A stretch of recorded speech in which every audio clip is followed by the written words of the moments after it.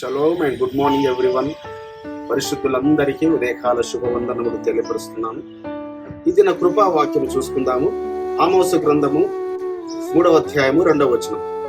భూమి మీద సకల వంశములలోను మిమ్మును మాత్రమే నేను ఎరిగి ఉన్నాను కనుక మీరు చేసిన దోషక్రియలన్నిటిని బట్టి మిమ్మును శిక్షింతును. పరలోకపు తండ్రి ఇజ్రాయిలతో ఈ మాట చెప్తున్నాడు. ఈ భూప్రపంచం అంతటిలో మిమ్మల్ని మాత్రమే నేను ప్రత్యేకంగా ఎరిగి ఉన్నాను, మిమ్మల్ని మాత్రమే నేను తెలుసుకున్నాను, మిమ్మల్ని మాత్రమే నేను ఏర్పాటు చేసుకున్నాను. ఎందుకనగా మీ పితరులైన అబ్రహాము, ఇస్సాకు, యాకోబులను బట్టి వారు నా మాటకు లోబడినారు, నా మాట ప్రకారం నడుచుకున్నారు వారు. అందుకే అబ్రహాము గారు మరి పరలోకపు తండ్రి మాటకు విధేయుడైనట్టుగా మనకు ఆదికాండం 26వ అధ్యాయం 5వ వచనంలో ఉంటుంది.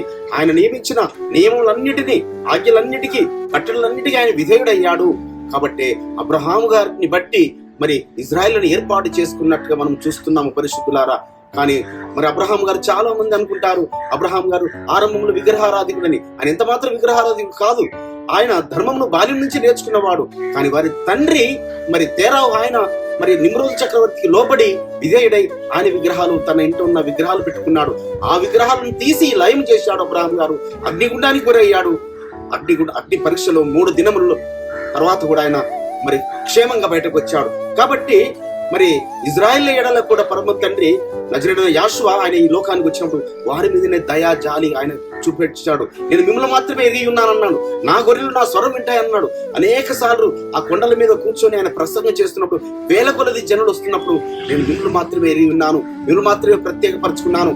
పితరుడైన మూలపితరుడైన మీ మూలపితరుడైన అబ్రహాం గారిని బట్టి, ఇస్సాకు గారిని బట్టి, యాకోబు గారిని బట్టి.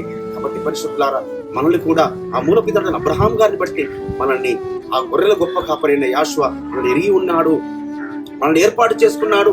కాబట్టి ఆయన రక్తము ద్వారా మనం కడగబడినాము. విశ్వాసము ద్వారా అబ్రహాము సంతతిలో మనం చేర్చబడుతున్నాం, అబ్రహాము వంశంగా చేర్చబడుతున్నాం. కాబట్టి ఈ భూమి మీద మనం జీవించినంత కాలము ఆ అబ్రహాము, ఇస్సాకు, యాకోబు గారుల వలె మన జీవితాలను మనం జీవించినప్పుడు ఆయన మనల్ని కూడా నజరేయుడైన యోషువ మెస్సే ద్వారా, ఆయన బలియాగం ద్వారా మనల్ని ప్రత్యేకంగా గుర్తించి మనల్ని మాత్రమే ఎరిగి ఉన్నానని, నేను మిమ్మల్ని మాత్రమే నేను ఏర్పాటు చేసుకున్నానని చెప్పగలిగే భాగ్యమును ఆయన మనకి ఇచ్చాడు. కాబట్టి ఆ విధంగా ప్రత్యేకంగా మనం ఈ లోకంలో జీవించాలి. మన పితరుల వలె ప్రత్యేకంగా జీవించినప్పుడు ప్రత్యేకంగా ఆయన మనల్ని గుర్తెరిగి మనను, మన కుటుంబాలను ప్రత్యేకంగా ఆశీర్వదిస్తాడు. అట్టి కృప ఆ పరమ తండ్రి మనకు అనుగ్రహించును గాక. ప్రార్థన చేసుకుందాం. పరిశుద్ధుడైన తండ్రి, అవును ఆయన ఈ భూలోకములో ఇజ్రాయెల్ మాత్రమే నేను ఎరిగి ఉన్నానని మీరు వారిని పేరు పెట్టి పిలుచుకున్నారు. ఆయన నజరేయుడైన యోషువ మెస్సీయ అయ్యా మీ ద్వారా మమ్మలను ఈ యొక్క అన్యజన దేశంలోంచి ప్రత్యేకపరచుకుని మమ్మల్ని ఎరిగి ఉన్నామని మీరు వాగ్దానం ఇచ్చిన మాట బట్టి మీకు స్తోత్రములు చెల్లిస్తూ యోషువ మెస్సీయ నామమున స్తుతించి ప్రార్థించి పెట్టుకుంటున్నాం పరమ తండ్రి. ఆమేన్. మన పరలోకపు తండ్రి, మన రక్షకుడును విమోచకుడును నజరేయుడైన యోషువ మెస్సీయ వారి దివ్య సముఖము నుంచి మీకు, మీ కుటుంబములకు, మీ వంశములకు శాంతి, సమాధానం, కృపయు మెండుగా కలుగును గాక. ఆమేన్.